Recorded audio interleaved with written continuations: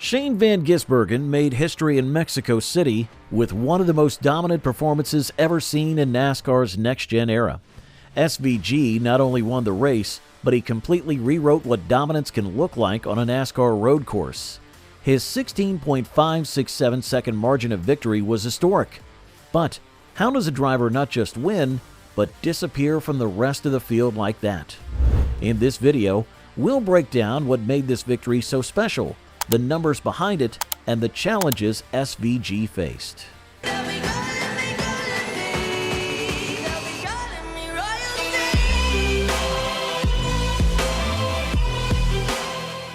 The NASCAR Cup Series race in Mexico City was historic for several reasons. It was the inaugural event at this track for the Next Gen cars, making it a new challenge for all drivers. Shane Van Gisbergen, a New Zealander with a background in V8 supercars, was already famous for his road course skills. He had previously won the inaugural Chicago street race, showing he could adapt quickly to new tracks and conditions. But in Mexico City, SVG did something extraordinary. He won the race by a margin of 16.5 seconds. To put this in perspective, the previous largest margin of victory in the Next Gen era was just over 7 seconds. SVG more than doubled that record.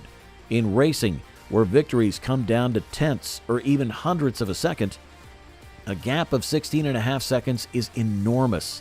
It means that when SVG crossed the finish line, the next car was still far behind, not even in the same camera shot. Let's look at some key numbers from the race to understand just how dominant SVG was. During his final stint, SVG was able to maintain lap times in the low 1.34 seconds, and he believed he could have gone even faster, possibly to 1.33.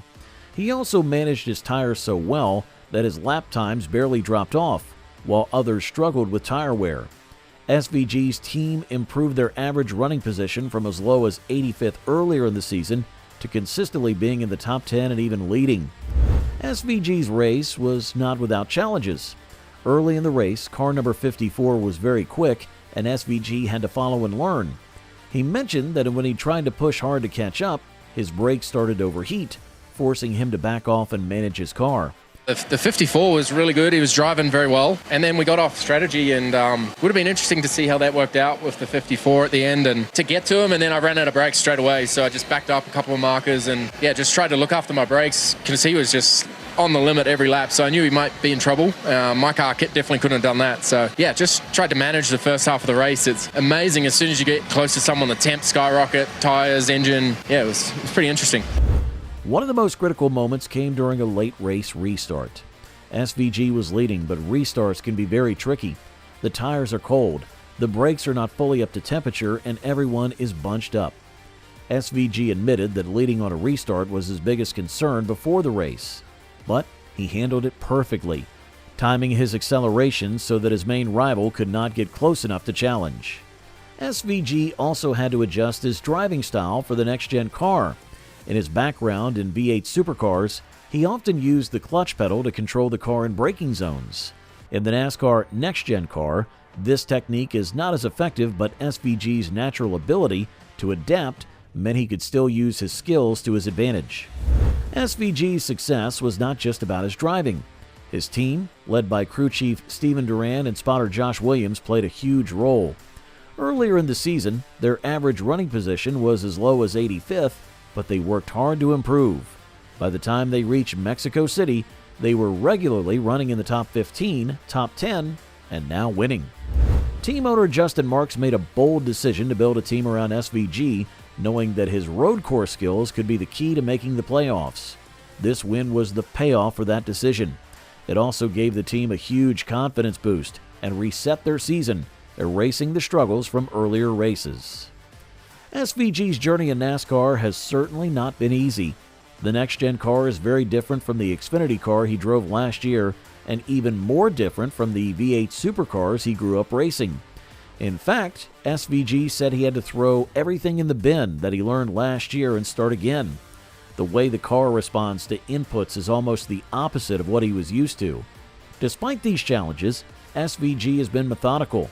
He didn't try to force things or make risky moves. Instead, he learned step by step, worked closely with his team, and focused on steady improvement. That approach paid off in Mexico City. Man, it fixes everything we've gone through in the start of the year, and I really think we've made big strides in the last few weeks on ovals, and that's going to continue. This car is so different to the Xfinity car. I'm pretty much threw everything in the bin I learned last year, and I've started again. Like, wherever you place the car, the opposite happens. It's unbelievable. So I think I've been methodical about it, not trying to force it, not trying to do stupid stuff, and Justin's been very patient, obviously, and yeah, it's hopefully we keep pushing up in the next few weeks. After such a dominant win, SVG celebrated with a memorable burnout. SVG's burnout was so impressive that it earned a perfect score of 10 on the Prime Burnout board, beating out even some of the most famous burnouts in recent NASCAR history. But SVG was humble about it. He said the car didn't slide as nicely as he wanted, but he still managed to put on a show, even punting a rugby ball into the stands for the fans. The crowd loved it, and it added to the excitement of the day. What makes SVG's win even more impressive is that he was not feeling well at the start of the day. He missed the pre-race ceremonies because he was sick, joking that he was hugging the big white telephone. It's just a funny way to say he was vomiting. But as the race went on, he started to feel better thanks to some medicine and was able to focus on driving. This shows his toughness and determination.